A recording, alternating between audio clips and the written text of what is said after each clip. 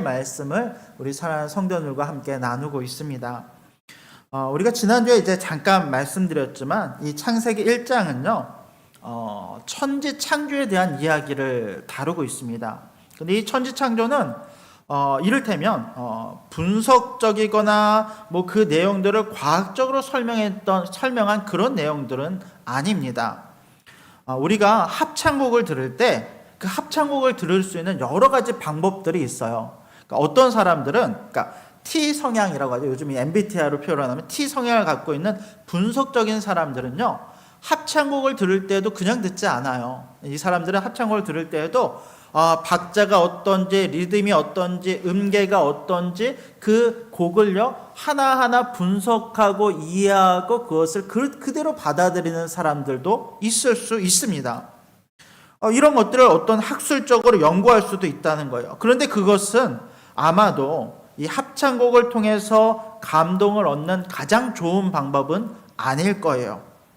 우리가 합창곡을 충만하게 누릴 수 있는 가장 좋은 방법은 그 하모니를, 그 이루어진 모든 음악을요 우리의 마음으로 그대로 느끼는 걸 거예요.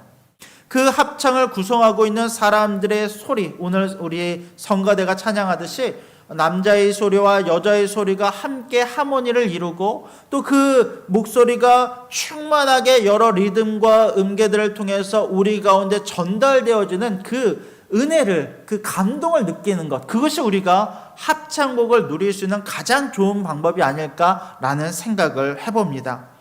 오늘 우리가 살피는 창세기도 그렇습니다. 이 창세기를 우리가 오늘도 이 구절구절을 함께 살피면서 그 각각의 구절이 어떤 의미를 가지고 있는지를 분석하면서 그 내용들을 구체적으로 살필 거예요. 그런데 이것을 우리가 구체적으로 살피고 이해한다고 해서 창세기의 모든 말씀이 내 안에 들어오는 것은 아니에요. 우리가 창세기를 같이 묵상하면서 우리가 같이 누리기 원하는 것은 하나님께서 이 땅을 어떻게 창조하셨는지, 그분의 노래가 이 땅 가운데 어떻게 펼쳐졌는지를 우리가 그 말씀을 통해서 함께 경험하는 시간이 되기를 원합니다. 이 하나님의 창조하신 아름다운 만물들을 또 말씀 안에서 누리며 그분의 전능하심과 영광의 이 땅 가운데 충만하기를 소망하는 마음으로 우리가 창세기의 말씀을 같이 깊이 살펴보기를 주님의 이름으로 축복합니다. 먼저 우리가 표를 하나 보도록 하겠습니다. 우리가 지난주에 살펴봤던 표인데요. 지난주에 살펴봤던 내용을 표로 만들었습니다. 첫째 날부터 여섯째 날까지 하나님의 창조가 이루어졌고, 첫째 날부터 셋째 날까지의 창조를 지난주에 함께 살펴보았어요. 먼저 이 땅은 혼돈과 공허 속에 있었습니다. 창세기 1장 2절에 말씀하는 것처럼 이 땅은 아직 혼돈, 질서가 없는 상태였고 또 모든 것이 비워져 있는, 심지어 공간이라고 하는 개념조차 없는 상태가 바로 이 땅의 상태였어요. 그런데 이런 세상에 하나님께서 말씀으로 세상을 창조하시기 시작하셨는데, 표를 한번 다시 봅시다. 첫째 날부터 셋째 날까지는 혼돈을 질서로 만드시는 작업을 하셨다는 거예요. 그러니까 첫째 날에는 빛을 만드시고 이 아무것도 없는 흑암 속에 빛을 만드셨어요. 그러면서 질서를 세우셨는데 빛과 어둠을 나누심으로 질서를 세우셨어요. 그러니까 성경을 보면 나누다라는 표현이 그 셋째 날까지 계속 등장을 합니다. 근데 이 나누다는 표현이 무엇을 구분하다라고 하는 이제 문자적인 표현이 되기도 하지만 아무것도 없는 혼돈 가운데 하나님께서 질서를 세우셨다라고 하는 의미가 되는 거예요. 그러니까 보니까 첫째 날에는 빛을 만드셨고 둘째 날에는 물과 궁창, 하늘을 만드셨어요. 그러면서 한 궁창 위의 물과 궁창 아래의 물로 나누심으로 그곳 가운데도 다시 한번 질서를 세우셨어요. 셋째 날에는 땅과 채소와 식물을 창조하셨고 또 모든 물 위에 묻이 드러나게 하심으로 땅과 물을 나누시는 작업, 그 가운데 질서를 세우시는 작업을 하신 것을 우리가 함께 살펴보았습니다. 그러면서 오늘은요, 넷째 날부터 여섯째 날까지 있었던 이 창조의 작업을 살펴볼 거예요. 근데 이 창조의 작업은 어떤 일들이 일어나면, 공허한 세상을 아직 비어있고 비어있다라고 하는 개념조차 없는 아무것도 없는 무의 어떤 공허의 상태를 하나님께서 하나하나 채워 넣으심으로 그 땅이 충만해지는 것들을 우리 가운데 말씀하고 창조하고 계시더라는 거예요. 근데 이것을 보면은 자, 왼쪽과 오른쪽, 특별히 첫째 날과 넷째 날이 같이 이렇게 상호 보완적으로 연결되어져 있고요. 둘째 날과 다섯째 날이 연결되어져 있고, 셋째 날과 여섯째 날들이 연결되어져 있는 것을 볼 수 있어요. 우리가 이거를 이제 창조를 볼 때 그냥 말씀을 읽으면 이런 것들을 찾아내기 어렵지만, 그러나 이렇게 우리가 말씀을 더욱 구체적으로 살피면 이 창조에도 하나님의 질서와 하나님의 놀라운 계획이요 굉장히 치밀하게 세워져 있는 것을 우리가 보게 되더라는 거예요. 자, 넷째 날 창조를 우리가 먼저 같이 한번 살펴보기 원합니다. 자, 14절 말씀을 우리 한번 같이 한번 읽어볼까요? 자, 14절입니다. 시작.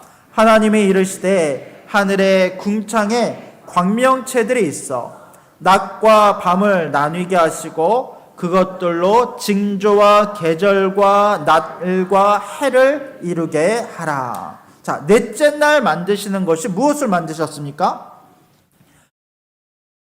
맞아요. 광명체들이라고 나와요. 자, 우리가 광명체라고 하면, 자, 15절 한번 볼까요? 자, 광명체들은 땅을 비추는 것들을 광명체라고 이야기하는데 16절도 봅시다. 이 광명체들을 크게 두 가지를 만드셨다는 거예요. 큰 광명체와 작은 광명체를 만드셨어요. 큰 광명체로는 낮을 주관하게 하셨고 작은 광명체로는 밤을 주관하게 하셨대요. 자, 큰 광명체는 무엇을 이야기하겠습니까? 해를 이야기해요. 작은 광명체는 무엇을 이야기합니까? 달을 이야기해요. 그런데 특이한 것은 해와 달이라고 표현하지 않고 큰 광명체와 작은 광명체라고 표현을 하고 있다는 거예요. 그러면서 보십시오. 빛은 몇째 날 만드셨어요? 첫째 날 만드셨어요. 그런데 이 빛은 아직 해와 달은 아닌 거예요. 이 빛은 말 그대로 이 땅에 처음 빛을 빛 그대로 이 땅 가운데 내시고 창조하셨던 것이 빛이고, 자, 넷째 날에는 해와 달을 하늘에 두심으로 해와 달로 하여금 빛을 주관하여 이 땅을 비추게 하는 역할을 하셨다라고 말씀해요. 그런데 말씀드렸다시피 이 해와 달의 명칭이 구체적으로 드러나지 않아요. 이건 이런 의미가 있습니다. 여러분, 당시 이 성경이 처음 기록되어졌던 당시나 아주 오래된 고대에는 역시 마찬가지로 해와 달이 이 땅을 비추고 있는 그런 상태였어요. 그런데 사람들은 이 해와 달을요 그냥 보지 않습니다. 해와 달은요 굉장히 신비로워요. 해라고 하는 것은 이 땅에 생명을 비추는 빛의 역할을 할 뿐만 아니라 그 해를 통해서요 이 땅에 식물들이 자라나고 이 땅에 시간의 모든 어떤 구분이 생기는 것이 해예요. 사람들은요 이 해를 볼 때마다 경이로움을 느낍니다. 그래서 사람들이 취했던 방법은 뭐냐면 해를요 신격화시키는 방법이었어요. 해를요 신과 같이 여기기 시작하는 거예요. 달도 마찬가지입니다. 달은요 해가 지고 난 다음에 뜨는 것이 달입니다. 근데 이 달은요 완전히 캄캄한 이 땅을 이 어둠에 가득한 이 지구를 비추는 유일한 이 완전한 암흑에 갇히지 않도록 비추는 유일한 빛이 바로 달이에요. 이 달도 마찬가지로 사람들은 굉장히 신비하게 여깁니다. 이 어둠을 관장하는 신처럼 여기면서 생각했던 것이 바로 달이에요.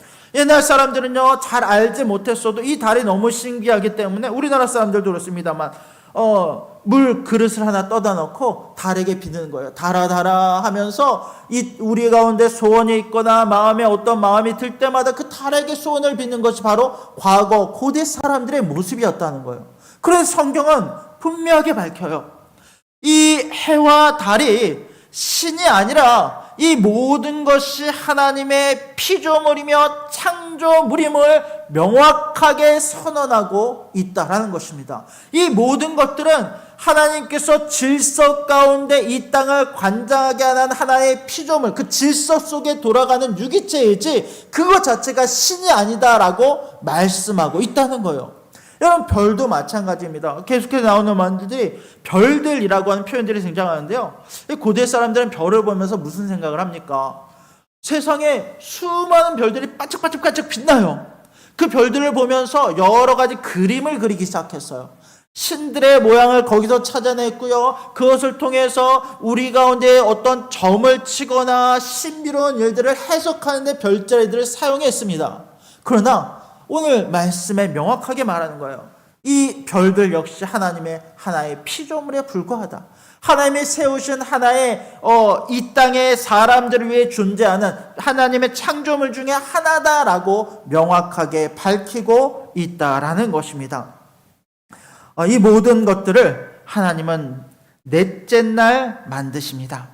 그러면서 18절을 보면 이 모든 해와 달과 별들을 만드신 이후에 이제 하나님께서 마지막으로 이렇게 말씀하고 계시는 거예요. 18절 말씀 같이 한번 읽어봅시다. 시작. 낮과 밤을 주관하게 하시고 빛과 어둠을 나누게 하시니 하나님이 보시기에 좋았더라. 이 공허했던 세상이 별과 해와 달로 채워지기 시작했을 때 그것을 보시고 하나님께서는 그의 마음에 좋았더라라고 말씀하고 계시더라는 것입니다.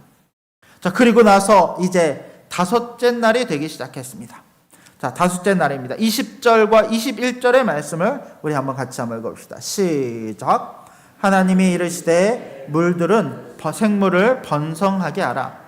땅 위 하늘의 궁창에는 새가 나르라 하시고 하나님이 큰 바다 짐승들과 물에서 번성하여 움직이는 모든 생물을 그 종류대로 날개 있는 모든 새를 그 종류대로 창조하시니 하나님이 보시기에 좋았더라. 다섯째 날이 되었습니다. 근데 이 다섯째 날은 조금 더 특별한 날입니다. 왜 특별하냐면 하나님께서 이 땅에 생물들을 창조하기 시작하신 거예요. 생물이라고 하는 것은 호흡하는 모든 어떤 이 동물들을 말하는데 그 호흡하는 생물들을 이 땅에 창조하시기 시작하십니다. 그런데 특이한 것은 이 생물들을 하나님께서 창조하시고 나타내실 때 이 명령을 누구에게 내리시는지 아십니까? 여러분, 처음에 하나님께서 셋째 날을 보면 이 땅의 식물들을 창조하실 때 그 식물들을 하나님께서 직접 말씀하시고 창조하셨지만 그 식물들을 창조하는 그 과정들을 보면 땅에게 명령해서 땅으로 하여금 그것을 내라라고 명령하심으로 그 땅들을 창조하시거든요. 근데 한번 보십시다. 자, 20절을 보면 이 명령을 누구에게 내리시냐면 자, 하나님이 이르시되 누구에게 내리십니까? 물들에게 내리시는 거예요. 물들은 생물을 번성하게 하라라고 하면서 그 물로 하여금 그 물에 사는 모든 생물들이 나게끔 명령을 내리셨다는 거예요. 그리고 하나님이 그와 같이 명령을 내리셨을 때 그 물들은 그 명령을 받아서 그 생물들을 물 안에 나타나게 창조하게 되었다라고 성경은 말씀하고 있다는 것입니다. 여러분, 오늘날도 물은 생명을 상징합니다. 물에서 수많은 생명체가 태어났고 여전히 그 물 가운데 살고 있습니다. 여러분, 굉장히 신기한 거예요. 이거 가만히 생각해 보면 여러분, 어떻게 물에서 생명이 살 수 있습니까? 여러분, 만약에 기름이라고 생각해 보세요.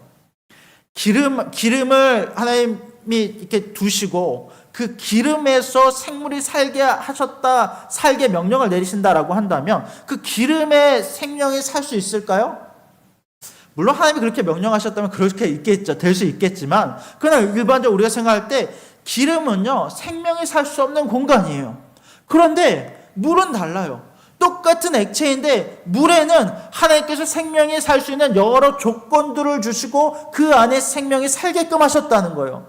물에는요, 수많은 영양분이 있습니다. 염소, 마그네슘, 칼륨, 질소가 있고요. 미네랄이 있고요. 플라크톤도 있어요. 이 모든 것들을 통해서 생명이 존재할 수 있게끔 하셨다는 거예요.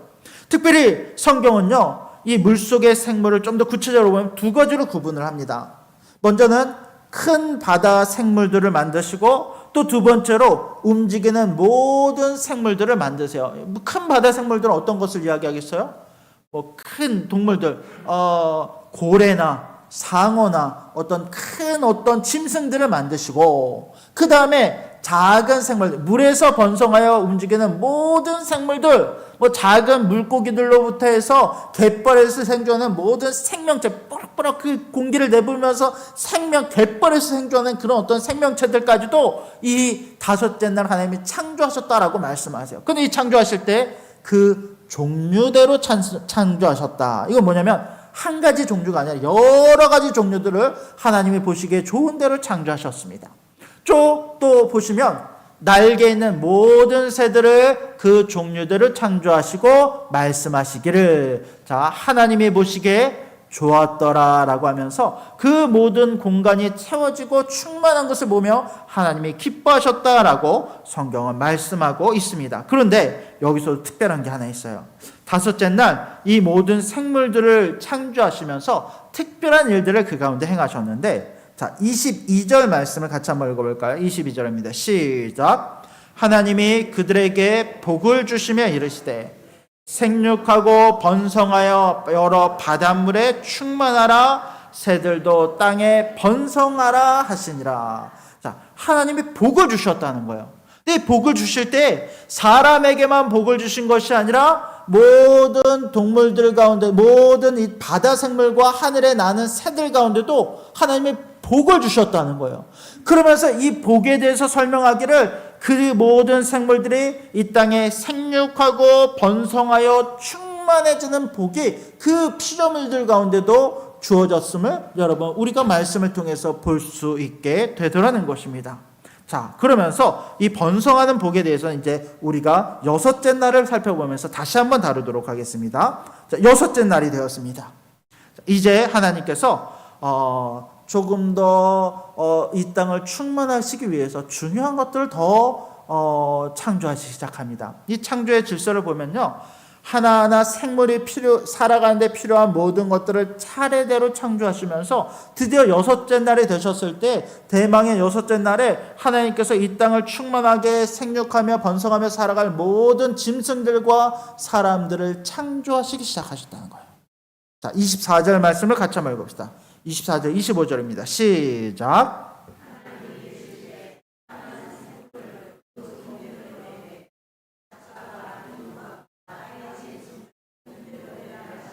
그대로 되니라. 하나님이 땅의 짐승을 그 종류대로, 가축을 그 종류대로, 땅에 기는 모든 것을 그 종류대로 만드시니 하나님이 보시기에 좋았더라. 여러분, 여섯째 날은요, 두 가지 측면에서 셋째 날과 평행을 이루는 것을 볼 수 있습니다. 자, 한번 볼까요? 표를 한번 보여주시겠어요? 자, 셋째 날은요, 땅과 채소와 식물들을 각각 만드셨어요. 여기가 평행된 건 뭐냐면 그 땅에 충만하여 살아갈 수 있는 짐승들과 사람들을 만드셨다는 거예요.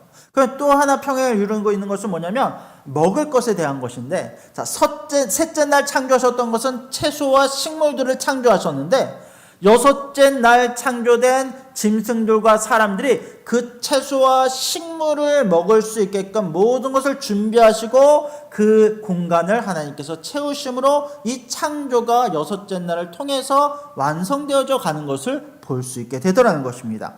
자, 그러면서 이 실제로 여섯째 날 창조된 것들을 한번 봅시다. 자, 먼저 24절 봤더니 가축과 땅에 기는 것과 그 종류대로의 짐승을 설명하는 25절을 보았더니, 자, 가축은 무엇을 이야기할까요? 26절 한번 보여주시겠어요? 자, 25절에 있네요. 죄송합니다. 자, 25절을 보면 가축은 뭐 소, 닭, 말, 뭐 이와 같은 큰 짐승들을 이야기하고요. 땅에 기는 것들은 무엇을 이야기할까요? 뱀, 또 다리가 짧아서 땅을 기어다니는 파충류들이 있어요. 악어나 어떤 도마뱀, 이와 같은 것들을 창조하십니다. 또 땅의 짐승들을 각 종류대로 만드셨다는 것은 그 외에 모든 사람이 다스릴 수 없는 모든 짐승들까지도 만드셨는데, 사자와 뭐 코뿔소와 기린과 이와 같은 동물들을 다 여섯째 날 창조하셨다라고 말씀하십니다. 그러면서 여섯째 날도 하나님이 보시기에 좋았더라라는 말씀을 하는데 이 말씀이 두 번에 걸쳐서 등장하는 거예요. 자, 먼저 만든 짐승들을 보시고 하나님이 보시기에 매우 흡족해 하십니다. 자, 그리고 나서 가장 중요한 여섯째 날 사람에 대한 창조가 이루어집니다. 자, 26절부터 28절까지인데요. 자, 먼저 26절을 한번 같이 한번 봅시다. 26절. 자, 시작. 하나님이 이르시되 우리의 형상을 따라 우리의 모양대로 우리가 사람을 만들고 그들로 바다의 물고기와 하늘의 새와 가축과 온 땅과 땅에 기는 모든 것을 다스리게 하자 하시고, 자, 여섯째 날 가장 중요한 창조가 이루어집니다. 바로 사람에 대한 창조를 하시는 거예요. 근데 이 사람을 창조하실 때 이 단어들을 보면요, 조금 특별합니다. 자, 먼저 나오는 단어가 뭐냐면 우리의 형상을 따라 사람을 창조하셨다고 말해요. 먼저 살펴볼 건 우리라고 하는 단어예요. 자, 1장 1절은 하나님이 천지를 창조하셨다라고 분명하게 선언하셨어요. 근데 1장 26절을 보았더니 우리가 사람을 만들었다라고 말씀하고 계신다는 거예요. 그렇다면 여기서 나오는 우리는 누구를 이야기하겠습니까? 맞아요. 삼위일체 하나님을 말씀하는 거예요. 하나님은 삼위일체 하나님이십니다. 성부와 성자와 성령님께서 함께 창조 사역을 같이 감당하셨고 이 땅을 다스리시는 일도 이 삼위 하나님께서 함께 행하시는 것을 볼 수 있습니다. 이 삼위가 굉장히 특별한 것이 무엇이냐면, 여러분 사실 이 모세가 모세 오경을 기록할 때 삼위 하나님에 대한 교리적인 신학적인 어떤 그 내용들을 다 알고 기록을 했을까요? 그렇지 않았을 거예요. 아마 신약에 이르렀어야 삼위 하나님의 개념에 대한 좀 더 구체적이고 교리적인 개념들이 정리되었지 구약에서는 이 내용들을 잘 몰랐어요. 그러나 이 구약에서도 끊임없이 우리가 볼 수 있는 것은 뭐냐면 성령님께서 일하시는 것과 또 하나님께서 일하시는 모든 계획하시고 행하시는 모든 것들, 이 삼위 하나님의 증거를 구약에서도 똑같이 찾을 수 있는데 그 처음으로 등장하는 것이 바로 26절에 나오는 우리라고 하는 단어에서부터 그것을 우리가 발견할 수 있다는 거예요. 그러면서 이 우리 삼위 하나님께서 사람을 창조하셔요. 그런데 어떻게 하나님을 창조하셨다고 말씀하십니까? 우리의 무엇을 따라? 형상을 따라 우리의 모양대로 사람을 만들었다라고 말씀하세요. 그렇다면 여러분, 여기서 나오는 우리의 형상이라고 하는 것은 무엇을 말씀할까요? 하나님의 모습, 모양을 말하고 있는 것일까요? 예전에는 성경을 읽을 때 저는 이제 문자적으로 성경을 처음에 읽기 시작하니까 이 말씀이 이해가 되지 않는 거예요. 그러면 하나님께서도 그리스도 신화에 나오는 신들처럼 인간의 모습을 하고 계시는 것인가? 잘 모를 때는 이렇게 받아들일 수도 있다는 거예요. 그런데 여기서 나오는 하나님의 형상은 우리가 생각하는 어떤 겉모습을 이야기하는 게 아니에요. 여기서의 하나님의 형상은 하나님이 갖고 계신 하나님의 성품과 하나님의 속성에 대한 이야기입니다. 하나님은 이 땅의 피조물과 구분되는 하나님만의 특별한 속성을 갖고 계세요. 이거 이제 우리가 신학적으로 이야기하면 하나님과 인간이 같이 갖고 있는 공유적인 속성과 하나님만 갖고 계신 비공유적인 속성이 있는데, 특별히 우리 인간을 창조하실 때는 하나님과 인간이 같이 갖고 있는 하나님의 형상의 한 부분을 우리 인간에게 허락해 주셨고, 우리 인간은 그 하나님의 형상을 따라서 하나님의 속성과 성품을 가진 존재들로 창조되었다는 거예요. 그렇다면 여러분, 우리가 하나님의 형상을 갖고 있는 것들은 어떤 것들을 갖고 있을까요? 성경을 보면 이런 것들입니다. 예를 들면 우리는 지혜와 지식을 따라 창조된 존재들이에요. 하나님은 지혜와 지식의 영이십니다. 하나님은 모든 것을 다 알고 계시고 모든 것을 하나님께서는 이렇게 갖고 계시는 그와 같은 분이 하나님이세요. 그런데 우리는 그런 하나님의 형상을 따라서 지혜와 지식의 영을 가졌어요. 우리 사람은요, 동물들과 매우 다릅니다. 물론 동물들도 지능이 있죠. 그러나 우리가 갖고 있는 것은 하나님의 형상을 따라 굉장히 특별한 지혜와 지식을 갖고 있다는 거예요. 우리 사람들을 보면요, 신기해요. 끊임없이 무엇인가 만들어요. 가만히 사람을 두면요, 우리는요, 그냥 종이를 찢어서 뭘 만들기도 하고, 학을 만들기도 하고, 비행기를 만들기도 해요. 사람은요, 그 하나님의 창조의 속성을 따라서 TV를 만들거나 컴퓨터를 만들거나 무엇인가 계속해서 창조하는 일들을 합니다. 다 지혜와 지식의 영에 관련되어 있어요. 사람들은 호기심이 굉장히 많아요. 끊임없이 탐구하고 연구합니다. 무엇 하나 그대로 받아들이는 것이 아니라 왜 그렇게 되었을까, 어떻게 그렇게 됐을까를 연구하면서 하나님의 지혜와 지식을 따라서 그것을 연구하는 속성들이 우리 안에 있다는 거예요. 또 이런 속성들이 있어요. 하나님이 갖고 계신 거룩함과 의로움의 속성과 그분이 갖고 계신 도덕적인 성품과 선하심의 속성, 또 그분이 갖고 계신 사랑의 속성이 우리 사람들에게 똑같이 주어졌다라고 성경은 말씀하고 있다는 것입니다. 여러분, 우리는 하나님의 속성을 따라 창조된 존재들입니다. 다르게 이야기하면 그 속성이 우리 안에 온전히 작용할 수 있도록 거룩함과 의로움과 선함과 사랑을 가지고 살아갈 수 있는 우리가 되기를 주님의 이름으로 축복합니다. 이것이 사실은요, 죄가 이 땅에 들어온 순간부터 우리는요, 이 하나님의 형상의 많은 부분을 잃어버렸어요. 더 이상 사람은요, 의롭지 않아요. 거짓말하고요, 속이는 존재가 됩니다. 사람들은요, 사랑이 없어지고 미워하는 존재로 조금씩 그 죄의 영향을 받고 있어요. 그러나 우리가 이 모든 죄의 영향에서 이제는 벗어나 그리스도로 말미암아 모든 형상이 회복되어져서, 이 성경을 보면 회복되다라고 하는 표현, 형상을 따라 회복되다는 표현, 또 거듭나고 새 사람이 된다라고 하는 표현들이 등장하는데, 이 모든 것이 말하는 것은 뭐냐면 원래 우리가 창조되었던 하나님의 형상을 따라 완전히 회복되어지는 역사가 우리 가운데 있기를 주님의 이름으로 축복합니다. 자, 그러면서 오늘 마지막 또 하나 살필 것은 우리를 창조하신 이후에 특별히 우리 가운데 두 가지의 특별한 미션, 명령을 우리 가운데 내리시는 것을 볼 수 있습니다. 자, 말씀을 같이 한번 읽겠습니다. 먼저 26절 다시 한번 같이 한번 읽읍시다. 26절입니다. 시작. 하나님이 이르시되 우리의 형상을 따라 우리의 모양대로 우리가 사람을 만들고 그들로 바다와 물고기와 하늘의 새와 가축과 온 땅에 기는 모든 것을 다스리게 하자 하시고. 자, 이거를요 이제 말씀 한번 볼까요?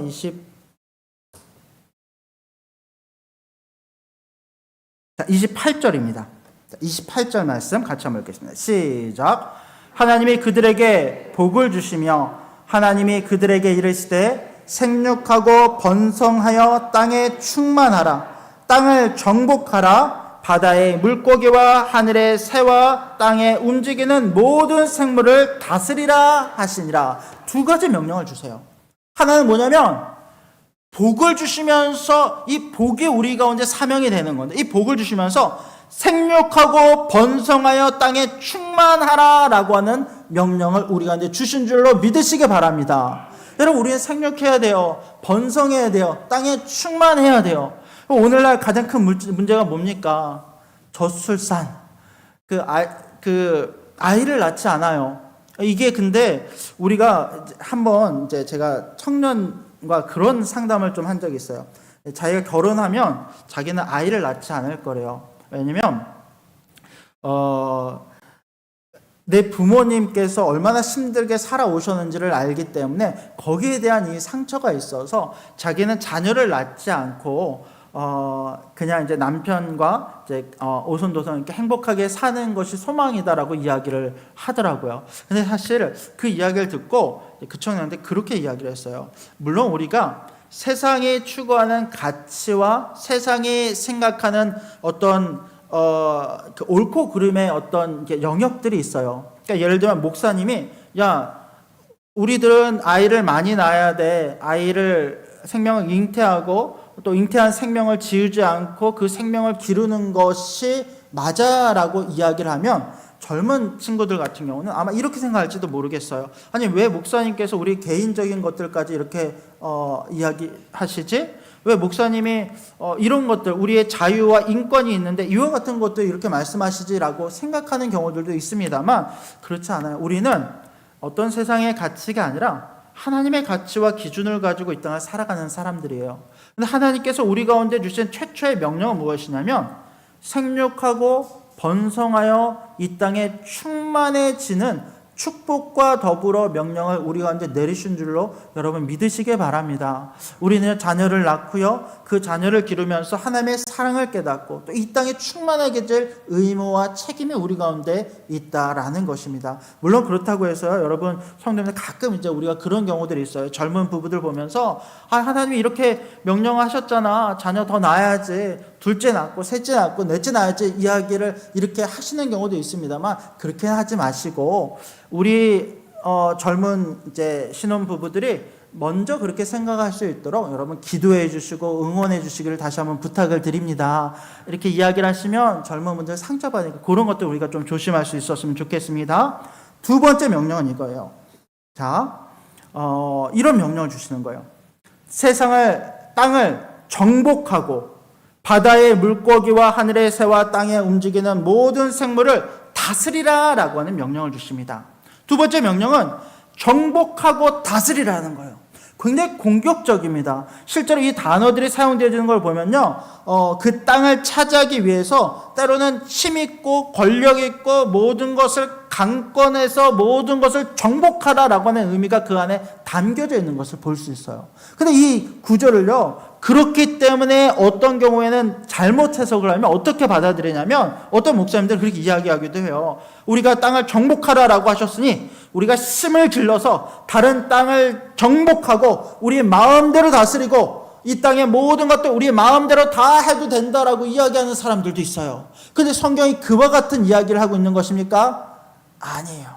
성경은요, 이 땅을 다스리라고 할 때는 처음에 26절에 말씀한 대로 하나님께서 이 땅을 다스리실 때 우리 가운데 명령하셔서 우리로 하여금 창조된 것들을 다스리게 하는 대리 위임, 그러니까 위임 통치의 권한을 우리 가운데 주신 거예요. 다르게 이야기하면 우리가 이 땅을 정복하고 다스리는 그 전제는 어떤 전제가 있냐면 하나님께서 우리를 창조하시고 다스리듯이 우리 역시 그 질서 가운데 이 땅의 모든 만물을 정복하고 다스리는 은혜가 우리 가운데 주어졌다는 거예요. 하나님이 우리를 다스릴 때는요, 하나님의 사랑과 은혜로 우리를 다스리세요. 우리 역시 이 땅을 정복하고 다스릴 때는 힘으로 그것을 정복하고 다스리는 것이 아니라 하나님이 주시는 은혜와 자비의 마음으로 이 땅을 정복하고 다스려야 될 줄로 믿으시기 바랍니다. 그렇게 환경 문제도 마찬가지입니다. 환경이 파괴되어지고 이거는요, 하나님의 질서가 깨어지는 거예요. 오늘날 이 오존 파괴와 지구 온난화와 이 점점 날씨는 뜨거워지고 더워지고 이게요, 여러분 우리와 상관없는 누군가의 어떤 기업체의 잘못, 산업체의 잘못, 이게 아니라요, 우리가 여기에 책임감을 느껴야 될 이유가 바로 여기에 있습니다. 하나님께 우리에게 말씀하실 다스리라라고 하는 것은 하나님께서 질서를 세우시고 모든 창조의 과정을 통해서 선하심으로 이 땅을 다스리듯이 우리 역시 하나님의 마음을 가지고 하나님의 창조된 피조물들을 사랑과 긍휼로 다스려야 될 줄로 믿으시기 바랍니다. 이 명령이 우리 가운데 주어졌어요. 이 명령을 가지고 이 땅을 하나님의 사랑으로 정복하고 다스리며 또 충만하며 하나님이 주신 그 명령들을 온전히 감당할 수 있는 우리가 되기를 주님의 이름으로 축복합니다. 마지막으로 이 여섯째 날을 하나님이 이렇게 최종적으로 평가하십니다. 31절 말씀을 같이 한번 읽겠습니다. 31절입니다. 시작. 하나님이 지으신 그 모든 것을 보시기에 심히 좋았더라. 저녁이 되고 아침이 되니 이는 여섯째 날이니라. 하나님이 이 모든 것을 창조하시고 나신 다음에 이렇게 말씀하십니다. 심히 좋았더라. 이 표현이요, 다른 성경 구절에는 다 좋았더라라는 말씀만 있는데 이제 이 구절에는 심히 좋았더라라고 말씀하시면서 이 땅을 향하는 하나님의 계획의 여섯째 날 창조로 말미암아서 완전한 질서와 창조가 이루어졌음을 우리 가운데 선언하면서 이것이 얼마나 좋은지를 하나님께서 그 마음을 통해서 우리 가운데 표현하고 계시더라는 것입니다. 여러분, 우리가 이 땅을 볼 때 하나님이 지으신 모든 창조된 만물들을 볼 때 우리 역시 우리의 마음에 즐거움과 기쁨이 넘치는 우리가 되기를 원합니다. 주신 모든 자연 만물 속에서 하나님의 음성과 하나님의 노래를 들으며 하나님의 창조된 만물과 더불어 살아갈 수 있는 저와 여러분들이 될 수 있기를 주님의 이름으로 간절히 부탁드립니다. 아멘. 기도하겠습니다. 하나님 감사합니다.